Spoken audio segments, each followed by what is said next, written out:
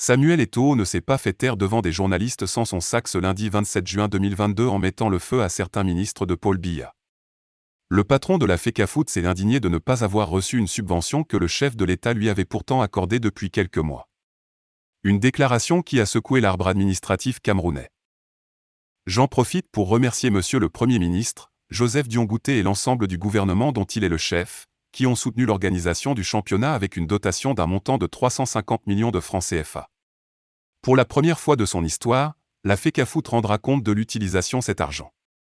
Soyez-en sûrs, pendant ce mandat, il n'y aura pas d'alternative à la transparence.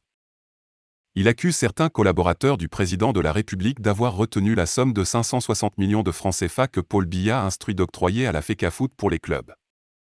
Par arrêté du chef de l'État, la décision a été prise d'octroyer à la FECAFOOT 560 millions de francs CFA pour les clubs, mais jusqu'au moment que je vous écris, cet argent est utilisé par certains des forces obscures qui se cachent dans les méandres de notre haute administration, a-t-il martelé lors du séminaire, avant de louer le chef de l'État. Les difficultés liées aux primes à verser aux lions indomptables ont été résolues aussi grâce au soutien de la autorité publique.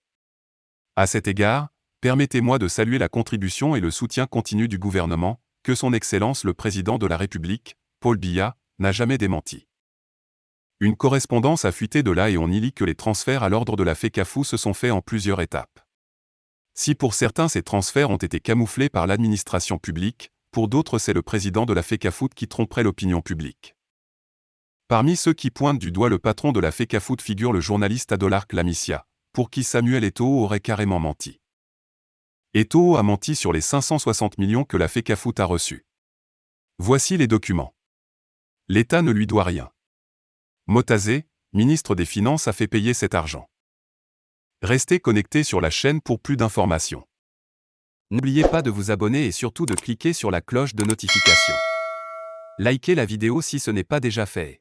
Laissez aussi votre point de vue en commentaire.